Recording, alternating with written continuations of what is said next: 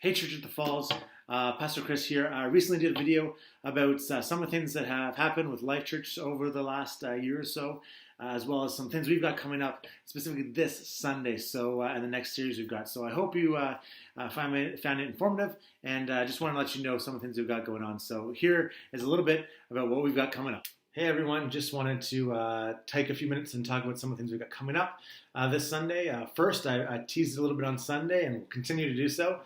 We've got a special sinner this week that you'll want to check out. So make sure you're here bright and early. You got to remember it's a time change. You'll have to set your clocks forward, I guess. And you'll lose an hour of sleep, but come on out. We're going to have a great band and a special singer and actually a special guitarist is going to be coming and playing this week. So you'll want to check them out and see what's going on Sunday morning before we get into our message. Speaking of the message, we actually have a new message series starting this week called the N Commandments. I'm going to get to that in just a second, but I want to tell you about something that happened with Life Church about a year ago and how it affects us. So as many of you know, we have partnered with Life Church over the number of years, and we were what was called a network church, which meant we got a few perks that other churches didn't, being partnered with them, and we agreed to show their curriculum each and every week in schedule with what they were showing, so that whether people went to a Life Church in Oklahoma, in Florida, or went to one of the partner churches that we were, the network churches, all over the world, people would get the same content. Well, they changed that. I say about a year ago. What they decided is they were going to change from a network churches to what they called open network churches. And again, that seems very small, and you probably didn't even notice Craig using that terminology change in the videos. But yes, he took all the network churches and changed it to open network churches. And here's what that means for us. Basically, we don't get any perks anymore. We say we got a few special perks as part of the network churches, and we don't get that anymore. They've just opened it up, and I really got to say I do kind of applaud them on that. I think it fits right in with their vision and their desire to be irrationally generous. So they have just opened it up to everybody. So whether you are like our church and you use the curriculum and teachings each and every week, or whether you use it once a year, you are part of the open network church. Is that essentially if you're using the curriculum at all, or teaching it all, the resources, you are part of the open network. So it's been, I think it's been a great move for them. I say really tying into their vision of just being irrationally generous, and they just give out all these resources for free to churches all over the world, and they really forfeit tons and tons of money that they could be making off their curriculum, yet they just give it away for free. So really encourage them and thank them for that and all that they're doing. The other thing that means though is that we can use it and we can follow in line, or we can really use it however we want now. One of the issues we had with following in line with the exact schedule, well, it was beneficial if anybody was going to multiple campuses. It was more difficult for us. One of the first things I noticed is that we'd hear on Wednesday kind of some of the things that Craig was talking about. We get his message notes and get a little more detail. We would get the first time we had the opportunity to really watch the message was Saturday night.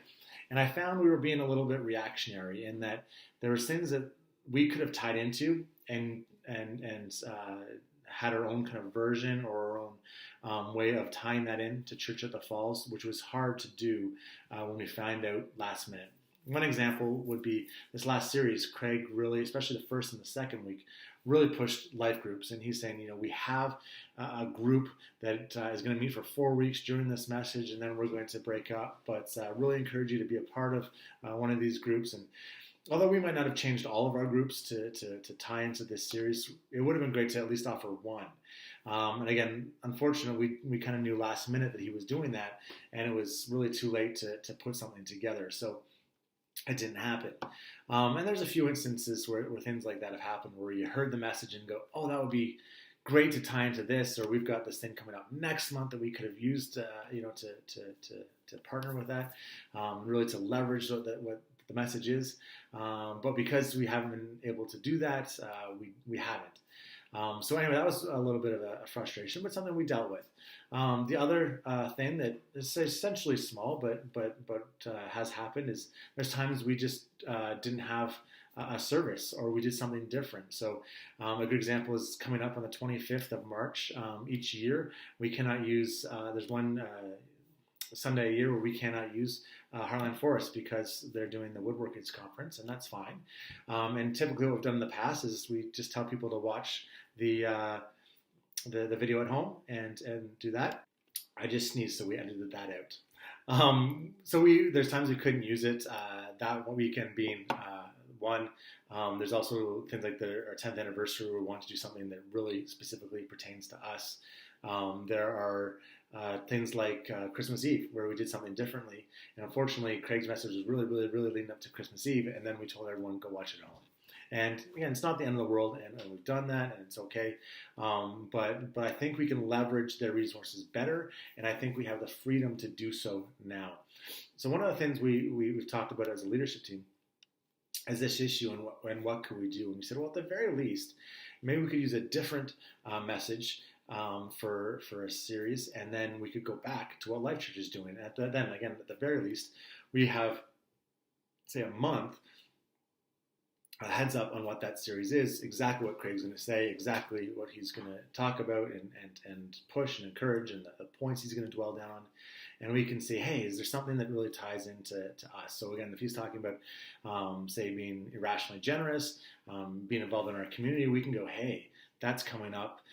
We've got a month to tie in something with our Mission South or something like that. Or if we've got, he's talking about worship, we can go, hey, we need to make sure we've got a band these weeks and they can play these songs because it's going to tie into this thing he's talking about. So anyway, there's a few things that I think we can really do to change and really leverage what we've got going on with Life Church and the incredible resources that they offer. So what we're going to do starting this Sunday is we're going to do a series called The End Commandments, and it's actually an Andy Stanley series.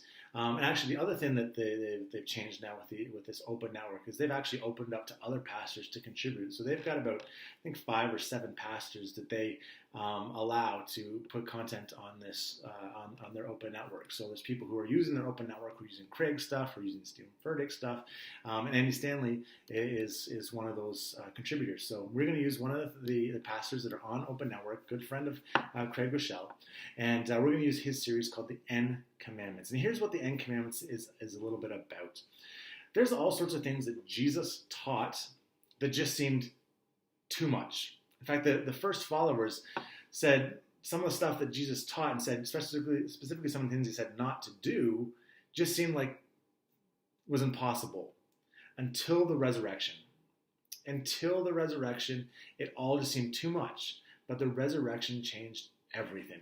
And the other thing that I love about the message, and specifically Andy's going to talk about this week, is sometimes we put our faith and say that the cornerstone of our faith is sometimes on the wrong things.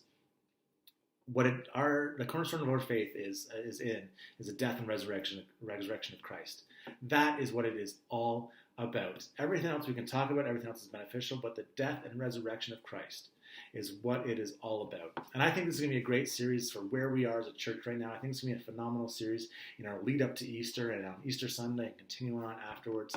It's really going to tie in well. So that's what we're going to do this Sunday, a brand new series from Andy Stanley called The End Commandments. And then we're going to go back to Life Church and say, hopefully leverage the incredible resources they have just better, and we can tie into what they're doing a little bit more. So anyway, just wanted to let you know that's what's been going on and some of the things that have happened. And hope to see you this Sunday as we start The End Commandments. It's going to be a phenomenal series. I'm excited about it. I hope you are too. Take care. And remember, guest singer. Come on in. So I hope you found that helpful and informative.